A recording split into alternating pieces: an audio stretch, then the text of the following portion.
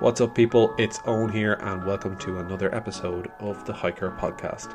On this episode of the podcast, I am joined by Elina Osborne, aka Tip Tap. Elina is well known for her filmmaking and storytelling. Her award-winning documentary, It Is the People, follows her journey along her first thru-hike on the PCT in 2019. If you haven't watched that yet, I highly recommend heading over to YouTube and watching it as soon as this episode is over, of course. Like all of my guests, I want to know what got Elina into hiking in the first place, and also what drove her to hike over 2,500 miles.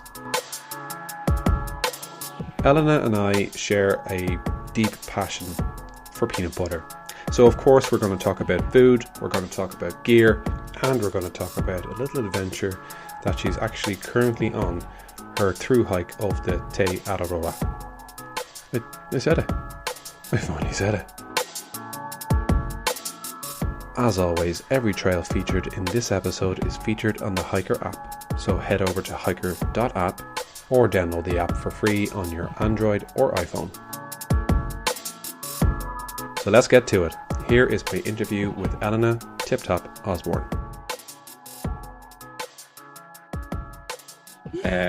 You are free. You're able to do whatever you want now. You can go to rugby games, you can hike, you can do whatever you want. It's insane. Yeah, yesterday I went to the All Blacks game, 46,000 people in the stadium, and I recognized it was surreal, but it's weird how normal it becomes very, very quickly. But just from feedback, having posted it online and getting comments and messages of people being like, wow, how can you be in a stadium that big with that many people? Is like, it looks like another world, and it kind of in a sense does, right? Yeah, I noticed the way you said in your post, you're not going to take this for granted. You're going to try and cherish this and relish it, because who knows, it might happen again. Yeah, exactly. Well, it goes to show, what a country can do right to make things work and get people back out and doing the things they want to do. Like, I don't know if you are paying attention to what happens here, but we're just about to go into another lockdown. I hear. Yeah, it is a lot. I mean, I get remnants. The majority of the news we get from overseas is mainly US focused, but we do hear remnants of what's happening elsewhere. And we've been there where we went back into lockdown, but that kind of experience, right, where you come out of it and then you go back in, it makes it harder the second time. Sure. Well, hopefully not, because there's this kind of mentality in Ireland that sure, we've dealt with that. That's gone. There's the country seems to be thinking like the collective thinking is, but we're done with that. We've already locked ourselves down for 3-4 months, and we're starting to go back to normal. Why do we have to do that again? Yeah. Everybody knows, like, they're not stupid. We know that we need to do it, but there's still this kind of like, oh yeah, that's the rules, but I'm not paying attention. I'm paying attention to my own rules. I'm going to go, to a pub. I'm going to open the pub and go in. Yeah, it's that fatigue, right? Where you're kind of like, oh man, and you see other people doing well. And I'm definitely grateful that, I'm in a country where there's good leadership and people mostly have been abiding by the rules. So we're at a place now where, we can run a bit more free. And like you said, I will not be taking it for granted, just seeing the utter chaos that is happening elsewhere. So it's been a year since you got back? Yeah, about a year and 2 weeks. So I actually flew home like on my birthday last year. So it's kind of insane that it has been that long. Crazy. And how do you feel now? Like, you just, obviously we've been chatting back and forth about, potential hikes that you're going to do, but are you still kind of in that, like, that a post-holiday mode, as some people would say. You know, you go away for a 2 week holiday, you come back and like you're still in a post-holiday mode for about a week. But I imagine if you're going away for 5 6 months to do a through hike, that window goes a little bit wider. Yeah, it almost changes your perspective on holidays, and also just, I guess, to make it even bigger, like life. It's kind of, I got to that point of coming back and being like, well, I love that. I want to experience more of that. How can I integrate this into my life? And it's not the most sustainable way of living. Through hiking is, yeah, you can't make money by through hiking, but yeah, coming back has kind of been like, okay, what's next? And obviously COVID has had an impact on timings of things. But it's kind of crazy because you feel like you grow a lot through an experience like that. And then it's kind of not till a year later you look back and you're like, even through this year, having not gone on any through hikes, I can now recognize truly kind of how far I've come and how much more I've matured since that experience over a year ago. So the PCT. So you did the PCT back in 2019. Was it? It was like this time last year that you finished it up. What I know we spoke before about this, and you know we did the blog post and all of that. But I suppose for our listeners now, they haven't had a chance to actually hear your story. So I came by you from your movies, your documentaries that you put up on YouTube about the PCT. It's about the people, and then your series as well, which are fantastic. And if anybody's listened to this and they haven't watched it yet, I'm sure you have, but go watch it. Oh, thank you. What got you into through hiking? What made you want to do, first of all, through hike, and second of all, the PCT? Yeah, it's interesting because I think back to what actually got me into hiking, because I mean, I've said like in the past, I don't know, if you're in New Zealand, you have no excuse to not go hiking. I mean, there are many reasons why people can't get to be in a position where they can go hiking. The thing is, I've grown up in a family that don't hike. Like, none of my siblings, except for my brother, who I roped into doing the PCT, is into hiking. I guess historically, maybe my dad went on a couple hikes and like we'll talk about it. Yeah, I don't come from a family of hikers. And I guess it was, in terms of being interested in through hiking, I guess it was kind of, when I look at the bigger picture of it, I guess I was kind of in search of community and I guess like a bigger challenge. I also recognized I was in a kind of transitioning phase in life, like end of a relationship, end of a job, or I wanted to end this job kind of thing. And getting to a point of seeing that, you know, life is kind of fragile. Through the experience of, I guess, my mum being diagnosed with bone cancer. It was kind of all these things amalgamating into one kind of push for me to say, okay, what's something you've been searching for and kind of had this dream to do? You know, if there was ever a good time, because there never is a good time, it would be now. Through hiking, it's interesting because, I mean, it's the most basic answer. And I'm not ashamed to admit it, because this is how I learned about the existence of the Pacific Crest Trail, which was through reading the book Wild when I was probably like, I don't know, 16, 17. I came across that book and someone recommended it to me. I read it and the story was really interesting. But the thing that stuck with me was that there was this trail that went from Mexico to Canada and this woman walked it.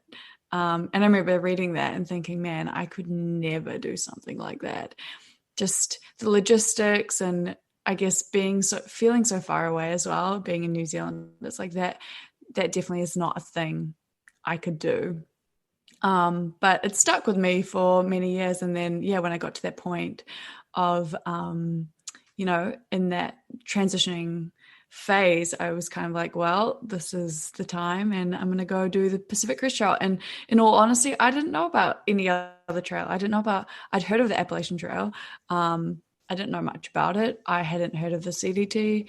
I I'd barely heard of the JMT. I didn't know of the GDT. I didn't know about the whole thru-hiking world. I had no idea that this whole online community existed as well, and that there were kind of faces of this community as well. Like, for example, Darwin, I just had no knowledge until probably of like November, December before deciding to do it. Wow. Yeah. Because, me from my perspective, and a lot of people might resonate with this as well, is that, we're on this side of, looking at doing small little day hikes and then getting into longer distance backpacking hikes. And we're very aware of, all of the through hikes that are in the US, and then even like the Te Araroa and all of the different hikes, long distance hikes that are around the world. So we're just like, ooh, that's up there. But going into that world and just being like, there's other trails? What's going on here? There's more. Yeah. There's more that I can do. I was speaking to a guy last night, this guy Impala on the trail. So he's the very first trail that he did was, again, apologies for butchering the name, was the Te Araroa. Is it okay? Araroa, yeah. Yeah.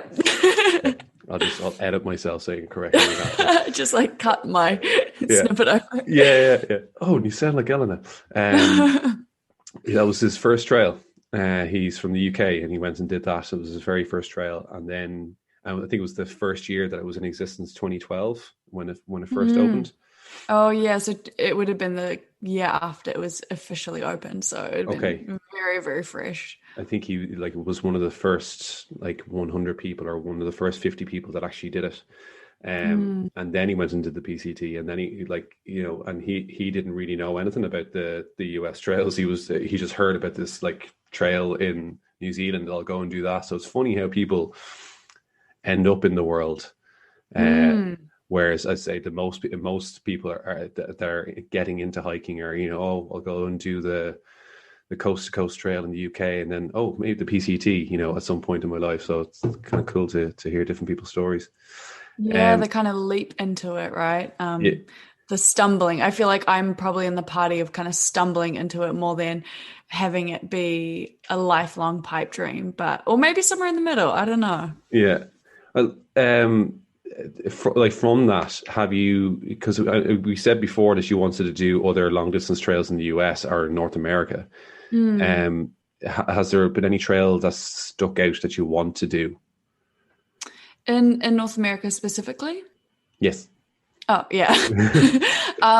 Yeah, I mean, I had planned to hike the GDT in Canada this year, which obviously didn't happen. I think I'd love to do the CDT. I think just like a bunch of my trail family want to do it. So it'd be cool to kind of reunite, but maybe not hike the whole thing together, because I think we would drive each other insane. I mean, yeah, all the three main ones in the States obviously are appealing, but I've since recognized there are so many more trails just elsewhere in the world, and I've been kind of compiling a list. I couldn't recite it to you because I just have a list now. When I see a cool trail, put it in. My flatmates actually got me for my birthday the Lonely Planet book of the best hikes in the world, and I'm kind of just going to go through that. But I've also realized I really would love to do a thru-hike or a long hike, some kind of trail in Japan, just to experience. And I don't think it would be as nature heavy, but it would just, I think that the same reason that international hikers love Te Araroa, is the cultural element. And I think I would really enjoy that for, being in Japan. Because your mother is from Japan? Yeah. So I think it's that whole desire to reconnect with a part of my identity that I don't have a strong connection to. Like my mum is Japanese and she can speak Japanese, but none of us kids really can. Mine is terrible. So I have always had this kind of dream in the back of my mind way back there that I'd love to learn Japanese, but also to kind of experience and connect more to, I guess, my second homeland in a sense, Yeah, that'll be a kind of a nice little story as well for you to complete a long distance trail, like a through hike of Japan, come back Mm. fully fluent in Japanese, Oh my God, imagine. in your family's traditional garb, everything full Yeah. regalia, just rocking up into the house and just like doing the whole greeting. Uh, Yeah. and are you familiar with any trails that are in Japan that you have your eye on, or is it just kind of an idea at this stage? Yeah, I mean, the only one that I've kind of seen is the 88 Temples one. So it's kind of more of a pilgrimage per Mhm. se. I've seen other ones that are more probably mountainous or um, those kinds of experiences, but most of them seem to go through, villages. I mean, the idea of just soaking in an onsen at the end of the day and like having green tea just sounds so appealing, like the opposite of I guess like the PCT experience. Maybe it'd be like the Japanese equivalent of El Camino. Yeah. But I haven't looked too much into it because I feel like if I do, then my hopes and dreams will be too hung up on them. So I have to wait till it's more realistic, Yeah. maybe when COVID stuff, dies down a little bit. Yeah, you don't really necessarily want to go and try and immerse yourself in culture when culture is trickled down to a drip. Like people can't work, people can't go and give you your green tea or give you your bath at the end of the day. So yeah, it's probably best to wait till. Exactly. Um, and have you ever just thought about doing kind of more European stuff because you like that trail that you're talking about there? It kind of sounds like a lot of the European trails, in particular like the Tour de Mont Blanc, the TMB.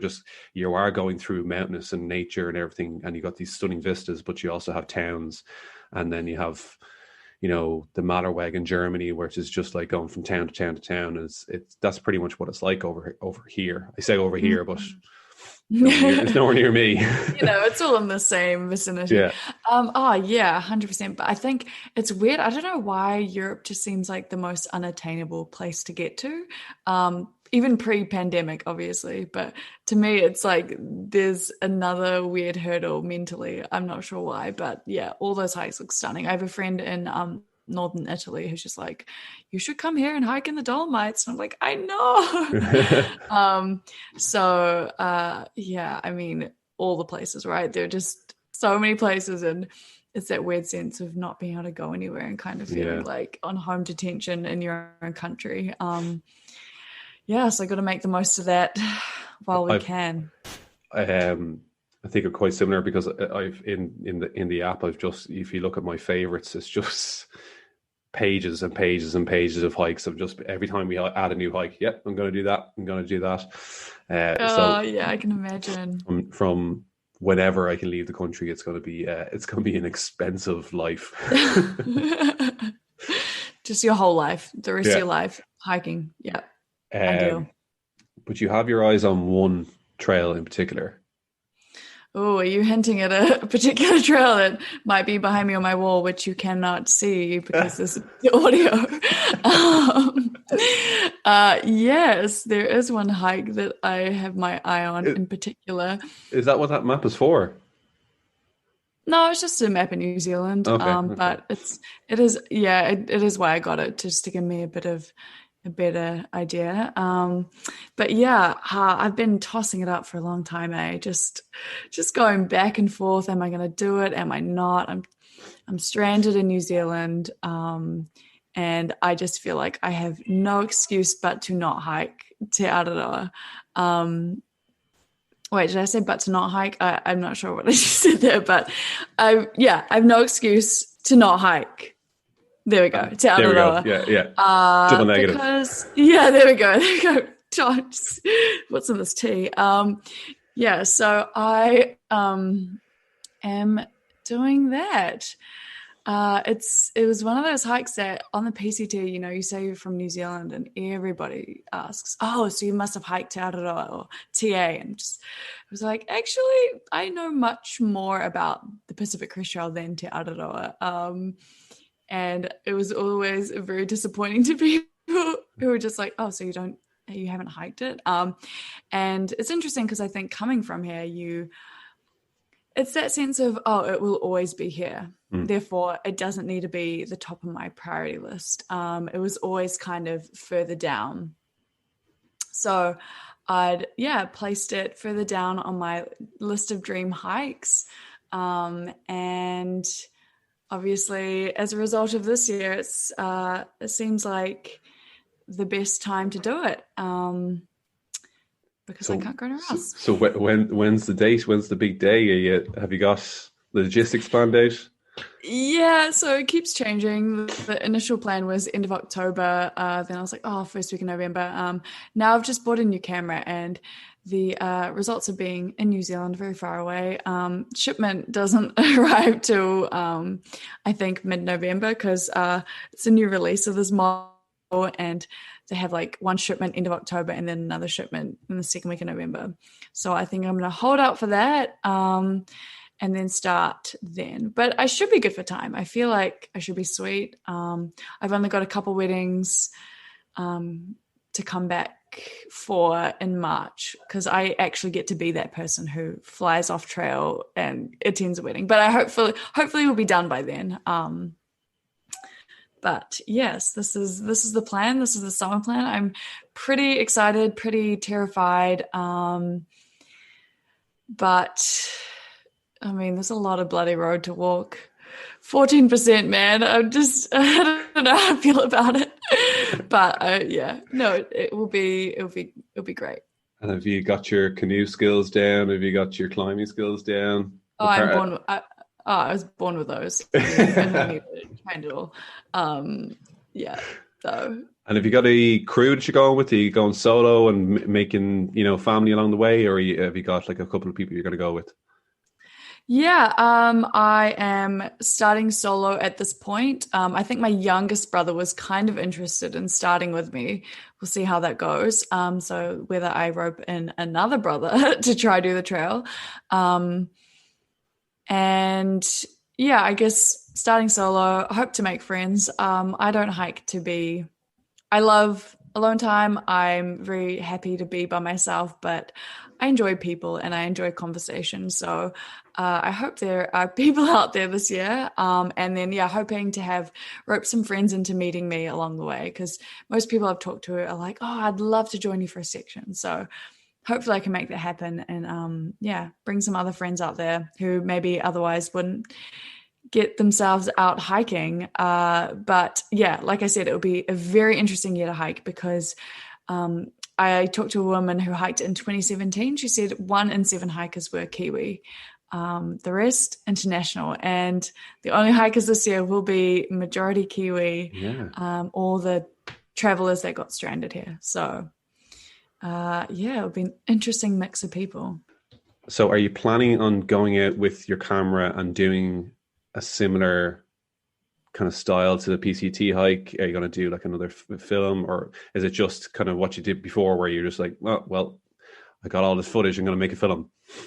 I think I definitely want to emulate a similar thing. I probably want to hopefully, improve just on technical aspects and those kinds of things. I think I don't want to, I'm not going to prioritize, like my goal isn't there to make a film. I think overall the goal will always be to thru-hike, because I think that makes for the better experience, therefore the better story. But yes, I'll be filming it and I'm not sure what I'm going to make of it at the end. Maybe instead of doing something like with smaller chapters, maybe just one overall longer form piece. But I definitely want to be talking to more people and, capturing other voices. And I'm really excited to meet more locals. I think that's going to be a huge aspect, especially of the North Island section, because it's kind of like town, road. So the people will make up for it. Look, this tends to be one of the things I find kind of fascinating about documentaries, especially people that are propelling themselves by feet, is how they connect with people. And that's what I got from yours, from your documentaries, how kind of your your portrayal of somebody comes through. I don't know if I'm saying that right, but like your perception of that person comes through your film, and how you see them. Obviously, they kind of will shine their own personality, but it's at the end of the day, it's how you kind of show that person. It'd be interesting to see how you do that with your home country, and how you kind of portray your local people and people that you meet along the trail. Because I don't know if you've seen. There's a couple of documentaries. One in particular is Transamerica or Transamericana. Ricky Gates, he's a trail runner, an ultra runner, where he ran from one side of the US to the other side of the US. It's a fantastic documentary, but it's the whole purpose of it was to meet Americans, because he just felt like he didn't know Americans. He didn't really understand all of America, so he ran across and he was meeting every single person. Doesn't matter if they're Republican or if they're Democrat or if they're what they are, but he was just meeting them and having honest conversations. And I kind of feel from watching your stuff, that's the kind of thing you would get from it as well. It's just honest conversations, just people as they are, rather than hanging up as a particular type of person. I don't know. I kind of butchered my thought on that, but it is very early in the morning for me. But I hope that makes sense. No, it makes complete sense, and I really hope for that too. I personally feel like I have always had this kind of weird sense of connection to New Zealand. Like, I love where I'm from, but I've always wanted to leave. I've always wanted to explore elsewhere. Ever since I can remember, I've had this weird affinity for the States, and maybe it comes from my parents having lived there for 12 years and my two older siblings having been born there. I've always kind of looked elsewhere, and I think what I hope to get from this whole experience is this like deeper sense of connection to this place I'm from, and also a deeper understanding of all the different people within this one strip of land, and I'm really interested in sharing more stories and learning more stories of particularly Māori and local iwi whose land was essentially stolen historically, and I think there is a lot of history on certain sections of the trail, which I'm quite excited to bring to light, because I think otherwise you wouldn't think twice about them just by driving on them. Yeah. So, yeah. No, looking forward to following it and seeing what you come up with. I think I'm fascinated by the history of New Zealand and the Maori. I don't really know anything about the iwi at all. Probably that's how history works, is that if the land has been stolen from them, they just get wiped out. But it'd be really interesting to see what comes of that. Okay, let's talk about food. Great, best subject. Yeah. So if anybody follows you, they know what your trail snack is. Do you want to say it out loud? Hi, I'm Elena, or Tip Tap, and I am addicted to peanut butter. I think we all are. Welcome to Peanut Butter Anonymous. We all feel you. I actually just had a big bowl of porridge, and half of the bowl was full of peanut butter. So it's incredible ratio. I feel really accepted and safe here. So thank you. You're in a safe space. But what is your first meal that you have when you come off trail? So you have your town food. We talked about this before, where you have your town food to go in and get that kind of stuff. But you've just finished a 30-mile hike, or you've just finished a day hike, and your salt levels are down, your sugar levels are down. You want grease, you want filthy food. What do you go for? Or do you go do you just go for a bag of spinach? What do you go for? Yeah. Wait, so this is in the context of a through hike or a day hike? Because I feel like they're really different. Okay, well, two answers. Well, I just feel like through hike you would just eat whatever is right. Like, you eat the dirtiest thing possible.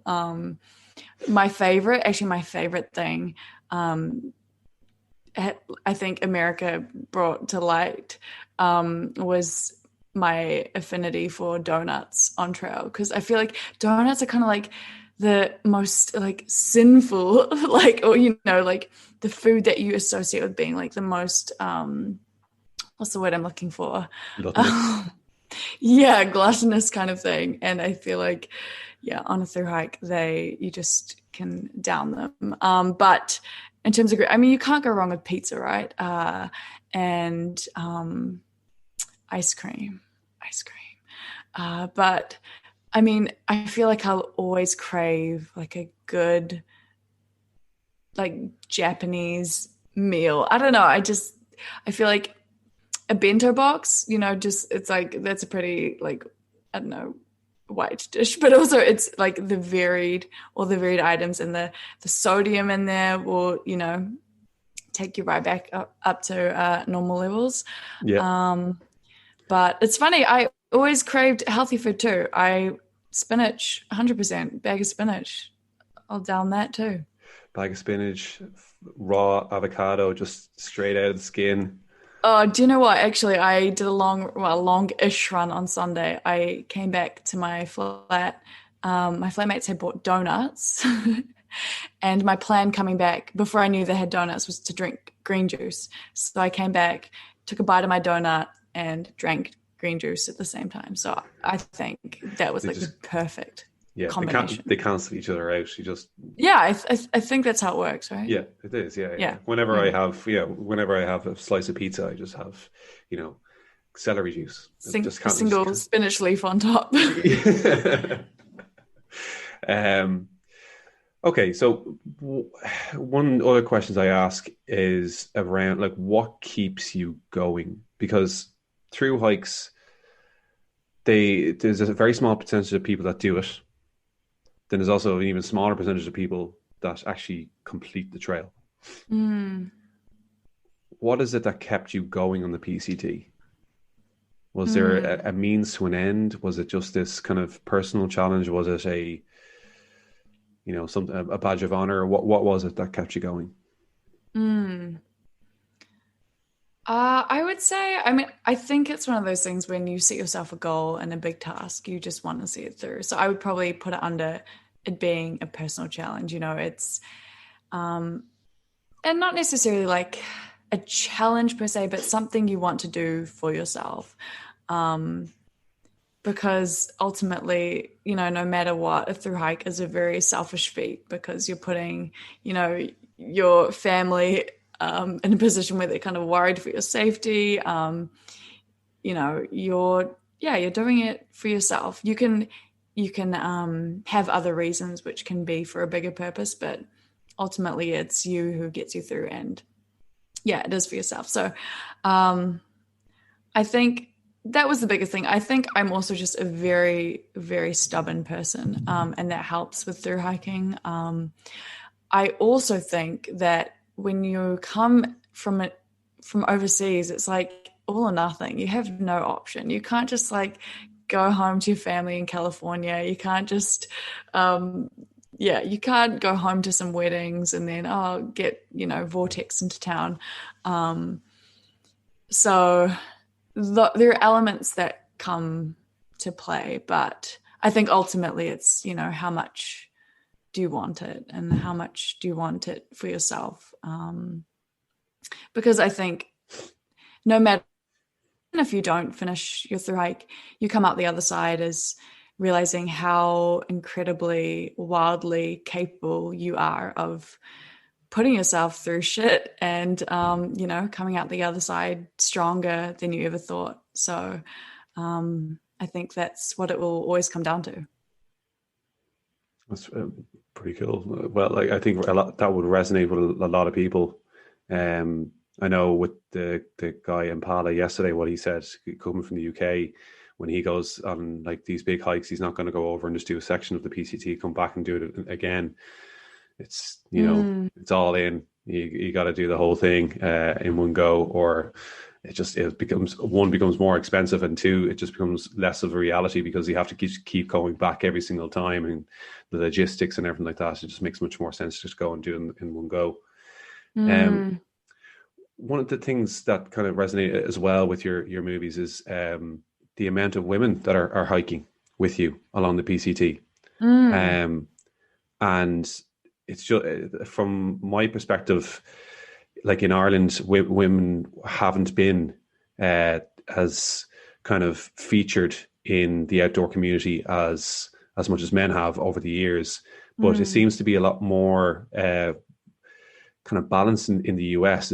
Would you say that from what you've seen? Because that certainly came through your documentaries and what I've seen from other people as well. But specifically with through hiking and with the PCT, was there many women hiking with you? Yeah, I feel like the ratio has definitely evened out more as years have gone by. I probably overrepresented women in my pieces because I think, I think it was just cool to present and show more female faces in the outdoor space. Mm-hmm. But I think more and more, yeah, women are getting out there and it's really, really cool. And saying that for the first half of the trail, I was predominantly just hiking with guys. I was the only female in the Sierra in a group of 10. So, I mean, from my perspective, I actually only started hiking consistently with women from after halfway, which was amazing. In terms of like finally being able to hike with other women, because there's just like obviously there's a connection that you can't explain or describe, just an underlying female connection, and I really enjoyed those relationships. We had nightly girl talk. It was a great time. And I do remember one, it's just a random side story, but I was in the Sierra and I'd been hiking with this group of guys for like a month or so. And we had these hikers coming out for, I think, like a 3-day hike. There were 3 girls and they approached us with trail magic. And I had a really nice conversation with one of the women, and then they went off and I just turned to one of my trail family members, Spider Monkey, and I was like, that's the first girl I've talked to in like a month. And he was just like, yeah, I feel real sorry for you. I was like, yeah, but yeah. In saying that, I think it helped that I grew up with 3 brothers. So I'm like so sweet in that environment. But it was definitely cool to see that there were, even in saying that, I didn't feel like outnumbered because you did see a lot of women on trail. Yeah, I don't know. Is it balancing out more in Ireland now? Yeah, well, there's, I think a friend of mine, Melissa, who Yeah, runs yeah. Gals Gone Wild.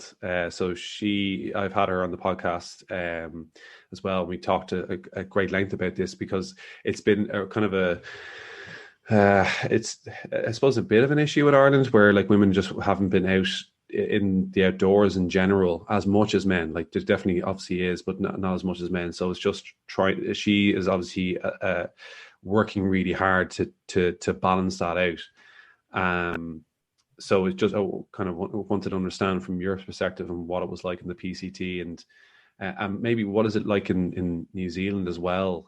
What is the balance like? Is there as many out there, or is there at least good representation to maybe inspire the next generations to come out? I feel like hiking is pretty. It's like it's a popular pastime here, so it's not uncommon to see women hiking. I think it's generally quite mixed from what I've seen. Through hiking might be different, but from what I've seen in terms of like on Facebook groups, there seem to be quite a few women out there, which is awesome. But yeah, I think in terms of that's pretty balanced. It's more there are definitely other underrepresented groups as well, ethnically, which is probably another thing, a whole other thing in itself, right? That should be tackled. But yeah, I think in terms of male, female, it's pretty, I would say somewhat balanced. And maybe that's because I'm friends with people who like hiking. Yeah, inside the bubble. All right. Yeah. Yeah, yeah. Hmm. Yeah. It's probably a too deep a question for 9 a.m. over here to get into how do you solve the diversity on trail. Yeah. It's a long standing issue, and obviously there's a lot of people out there that are flying that flag and trying to make things like yourself to bridge that gap. But yeah, no, thank you for your work in that regard. Oh, trying. um, okay, Ed, I don't know if I have actually any more questions left at this stage. I had like a ream of questions that I wanted to ask, and I just went trailed off into nonsense. Is there anything else that you want to talk about? Is there any other trails or anything you want to talk about? My focus has kind of been trying to learn more about Te Araroa, because I think a thing that I didn't do much on because I jumped into the PCT quite quickly was I didn't look into the history of the Pacific Crest. I didn't look into I felt like I kind of just jumped into it without knowing much at all. I relied on gut hook. I didn't even look ahead. In a sense, I didn't want to know because I almost thought there were spoilers.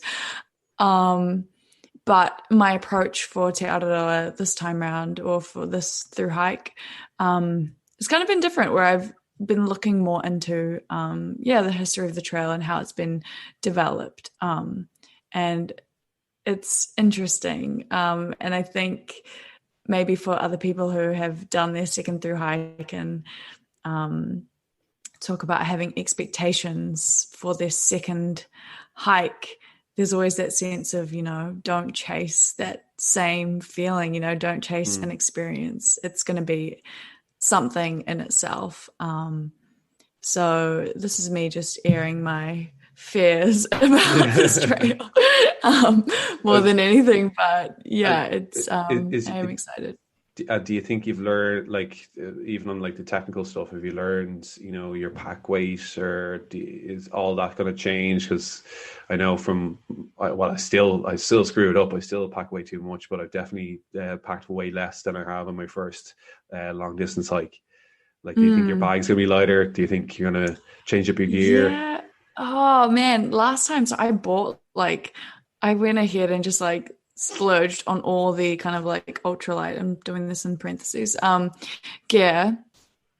So I feel like my pack weight was pretty good, and I couldn't have done much more to improve it in that sense. I actually think my pack is going to be heavy this time, because I am probably going to take a few different pieces of camera gear out. So that is going to make my pack a bit heavier, which I'm kind of a little bit worried about. But also because I think I see it as an important part of my experience. I should be able to justify it. But I still feel like I'm learning so much every time. I still feel a little bit like a noob. So I would definitely improve. I feel like you'll just improve every hike, every trail. Also New Zealand has very changeable weather. So it's going to be very, very different from being able to, have a very, very bare bones kit on the PCT in some sense. I would imagine that even the individual sections of the TA will have their own little microclimates as well. Yeah, I've heard of some horror stories of some of those forests. So, yep, looking forward to it. I actually will ask you about the PCT, and it's kind of a maybe a little bit of a trite question, but do you have a highlight of the PCT? Like, the Sierras seems to be like the golden crown to the PCT. Everybody's working towards the Sierras, and then from then it's like a victory march afterwards. Would that be the kind of the same for you? Was there anything else that sticks out? The Sierra definitely was not a highlight for me. It was my I feel like it was the time. I mean, I feel like, through adversity, you get those experiences where they're the most memorable. And I look back and I think, you do feel the most strongest after those experiences. And so maybe sometimes your low light is also your highlight. So in a sense, yes, but also it was grueling. When I think about moments that I really remember, I mean, summiting Mount Whitney definitely was, I think, because it was such a new experience, doing an alpine start, climbing in the dark and looking up and seeing headlights way beyond where I could comprehend, and then realizing that I was going to be up there climbing these stairs of ice with no switchbacks, in the dark, with an ice axe that still had its tip on it because I forgot to take it off and had never used it before. I was about halfway up where my mate Irish Exit turns to me and is like, "You should probably take that off." It's like, oh, okay, this is how an ice axe is. And then, summiting for sunrise and seeing just that incredible, sun come over the horizon. So that was a definite moment that I will always remember. But I feel like, I loved Oregon, Washington. Oregon, was flat, but it was just this sense of kind of relief. And like you said, Washington, I guess, was a bit of a victory march. But it is kind of crazy having it been over a year now. And even some names, I'm like, how have I forgotten that? You think you're going to remember all these things forever. And I'm kind of like, oh man, I need to re-jog my memory on everything and never forget this. But like you said, very difficult to choose a highlight. The whole trail, man. Well, and you can kind of get that from watching your videos as well, that you loved every single moment of it, and you tried to give as much love to each kind of phase of your hike as possible throughout the whole thing. Definitely, you can tell that you loved Mount Whitney. That's pretty clear. I think you saved your favorite song for that or something as well. It's just probably turn up the volume on this one. It was very good. But yeah, no, that's it. I kind of think that will resonate a lot with people as well, and certainly with me. Some of the most grueling sections of hikes, you're just like, oh, do you remember we did that? And trauma definitely leaves an impact in your memory, I think. And the whole type 2 fun thing. Yeah. It's funny. I've only actually heard of type 2 fun in the last month or so. I think ever since I got into trail running, I've just been hearing type 2 fun all the time. I'm like, what is this type 2 fun? And then, yes, I do have type 2 fun.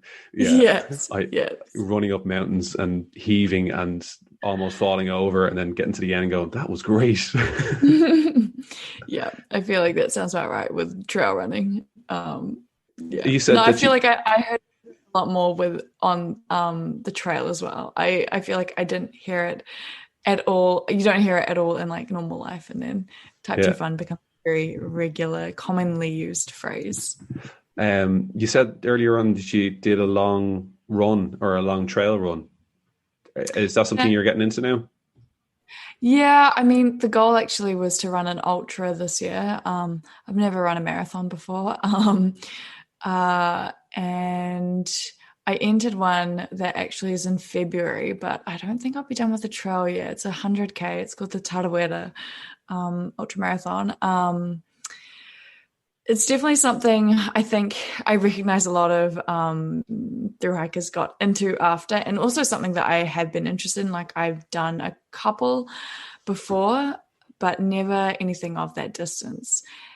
But definitely something I want to get further into. The longest run I've now done, it's not even that long. It was on my birthday. I was like, I'm going to go run 27 kilometers on my 27th birthday. I ended up running 30 because I got lost. But it is now my longest trail run to date. So add 70 kilometers to that, and you got my 100K race. You just need to do what you did and just do it 3 more times. Exactly. Fine. Absolutely fine. Exactly. But actually, I do want to go back to your point about, loving every moment on the trail. I think it is also the beauty of the edit and the beauty of, creating your story, presenting a story the way you want it to.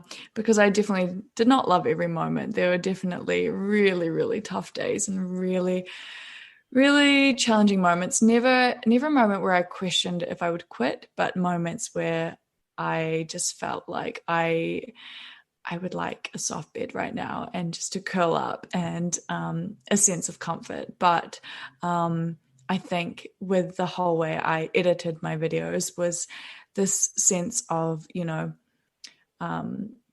looking in hindsight with this nostalgic pair of rose-tinted glasses, which is often the way you remember things, just like Type 2 Fun, where you're going through some really challenging moments, but you really only remember the good parts because those are the bits that make you want to do even more of it.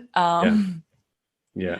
I get the exact same feeling from when you do. I'm sure you get this when you do a trail run as well. You finish it, you're in bits, and then you have a shower, you have a bit of food, and you just think, oh, well, I'd like to do that again. I'd like to do like a longer distance, or like what you've done. You've ran your 27K. I'm sure at the end of your or your 30K. I'm sure at the end of that you're like, oh God, I don't like. Why have I done this to myself? Mm-hmm. And then the next day, yeah, 100K sounds fine. Yeah. Yeah. So are you getting into some big distances? What's your trail running goal? I have a few. Yeah. I suppose I've mentioned this already on the podcast already, so I suppose it's out there in the ether. So I gotta do it. So myself and my housemate were planning on running from Dublin to Cork, which is the southwest of Cork. It's a trail called the E8 Path, and it goes from the harbour in Dublin, and it kind of joins together a bunch of trails all the way down to Cork, which I think it comes to about 600 kilometers. Oh my gosh. So we're going to do it over, obviously, the course of a week Every and a day, half or right? so. Yeah. Oh my God, that is incredible. That is Well, awesome. and I literally just did a marathon like 2 weeks ago. Just went and Mm-hmm. ran a marathon distance, and Was that your longest? that's my longest. Nice. Hey, you'll be sweet. You're good to go. Yeah, that's what everyone's been saying. Is like, oh, once you've done a marathon, the rest is just, Yeah, it's all downhill, right? it's all fodder. It's grand. You just keep Mm-hmm. going. Even Mm-hmm. though it's not downhill, it's very much uphill. Oh man. Oh, that's an awesome challenge. I'm stoked for you. We've got a bunch of things that we're going to do beforehand, but because obviously we're going through our winter, we're going to just use winter as a training platform. So just like every single day, just trying to run as much as we can when I'm not working, obviously. And yeah, hopefully, fingers crossed, this time next year, or not this time next year, at some point next year, I'll be down in Cork, eating What's going to be everything, your first? everything. What's going to be your first meal? Oh, I'm gonna have a bucket of peanut butter anyway. A Oh whole yeah, of bucket. course, of course. I mean, that's a given. Like it was a given for me. I didn't have to talk about it. But what's the next meal? You didn't even say it. Yeah. I think I'm going to have. Okay, this is the thing. Actually, whenever I do big hikes or trail runs, I always say pizza. Pizza is going to be my thing because I just have it in my head, and I think it's just because it's so simple. It's just like a simple answer. It's like, yeah, I'm going to have pizza. But every single time I get home or go to order food, it's always something else, and it generally tends to be Indian food. So Really? yeah, I Wow. Is don't know that what you why. end up craving? I always get like some sort of dal or not dal. I get some sort of like a sag Mm. dish with like two naan breads, Oh, loads of rice, loads of papadums, loads of chutney, like just everything, and then like can't go wrong. a can of Coke. I have to have a can of Coke, just A like can of Coke. yeah. So Oh, we'll see. But there's going to be a lot of food eaten on that. yeah. Well, I feel like after 600K, you can definitely have more than one course. Yeah, So Yeah, and if so you're going to do your ultra possibly in February, but most likely not because you're going to do the TA. Yeah, it's either I get off trail, fly back up to the North Island and run this ultra and then come back down. Totally fine. Yeah, we'll see. We'll see how we go. We'll see how we go. I'm sure the first section of the trail, or the last section of the trail, will just be training for the ultra anyway. Exactly. Or I think. Or you could just run the last 100k of the trail. Okay, we're going to leave it at there because we're going into nonsense here now. And no, thanks so much for your time, Elena. It's been an absolute pleasure talking to you again and catching up. Hopefully we can do this again sometime, and I'd like to keep in touch about the TA and see how you get on and how you're planning for that, and yeah, hopefully you get to see you do it. Yeah, no, thank you so much for having me on, and yeah, I'd love to come back, talk peanut butter, talk TA, talk sag curry, and all the things. So yeah, no, thanks for having me. All right, speak to you soon.